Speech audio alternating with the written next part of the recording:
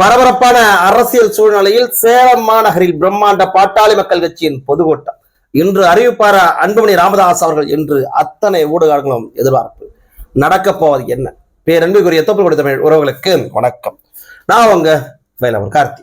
பார்த்து கொண்டிருக்கக்கூடிய பார்வையாளர்கள் சேனலை சப்ஸ்கிரைப் செய்தும் பெல் ஐகானை கிளிக் செய்தும் ஆதரவு தரும்படி கேட்டுக்கிறோம். இன்னைக்கு சேலம் மாநகரை மிகப்பெரிய அளவிற்கு உற்சாகத்துல மூழ்கி போய் கிடக்கு. காரணம், பாட்டாளி மக்கள் கட்சியினுடைய தலைவர் அன்புமணி ராமதாஸ் அவர்கள் சேலம் மற்றும் கள்ளக்குறிச்சி நாடாளுமன்ற தொகுதியினுடைய வாக்குச்சாவடி பணியாளர்களுடைய கலந்தாய்வு கூட்டத்துக்கு வர.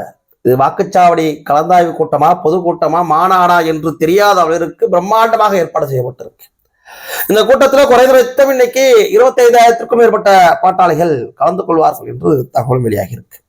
அது அத்தனைக்கும் மீறி இந்த கூட்டம் மிக முக்கியத்துவம் வாய்ந்த கூட்டமாக பார்க்கப்படுவதற்கான காரணம், 2 நாட்களுக்கு முன்பாகத்தான் பாட்டாளி மக்கள் கட்சியினுடைய மாநில பொதுக்குழு கூட்டம் நடந்து முடிச்சு. அந்த பொதுக்குழு கூட்டத்துல பாட்டாளி மக்கள் கட்சியினுடைய நிலைப்பாட்டை, இந்த நாடாளுமன்ற தேர்தலில் எப்படி தேர்தலை சந்திக்க போகின்றோம் என்கின்ற நிலைப்பாட்டை அறிவிச்சிருக்கிறாங்க.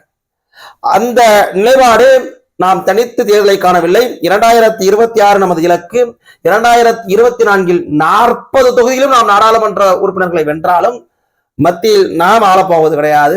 எனவே இந்த 2024 மத்தியில் கூட்டணி, மாநிலத்தில் நம்மாட்சி என்கின்ற முடிவெடுத்து கூட்டணி அமைத்து போட்டியிடுவது, அந்த கூட்டணி யாருடன் என்கின்ற அதிகாரத்தை தமிழின போராளி மருத்துவர் ஐயா அவர்களிடம் கொடுப்பது என்கின்ற தீர்மானம் நிறைவேறிச்சு.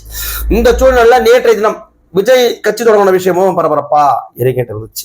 விஜயனுடைய கட்சி தொடக்கமே பாட்டாளி மக்கள் கட்சியின் பொதுக்குழு கூட்டம் முடிந்த பின்பாகத்தான் நடக்குது. காரணம், பாட்டாளி மக்கள் கட்சி என்ன முடிவெடுக்கிறார்கள் என்பதை குறித்து அறிந்து அதன் பின்பாகத்தான் அத்தனை இயக்கங்களும் முடிவெடுக்கிறார்கள்.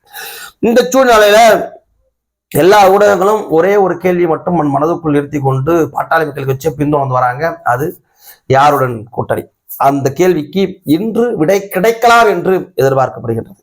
இன்றைய சேலம் மாநகரில் அதற்கான சகிம்ஜியோ அல்லது அதற்கான அறிவிப்போ கூட பாட்டாளி மக்கள் கட்சியினுடைய தலைவர் அன்புமணி ராமதாஸ் அவர்கள் வெளியிட வாய்ப்புகள் இருக்கின்றது. இன்றைய கூட்டம் மிகப்பெரிய அளவிற்கான, பிரம்மாண்ட அளவிற்கான கூட்டம் நடக்குது. நன்றி.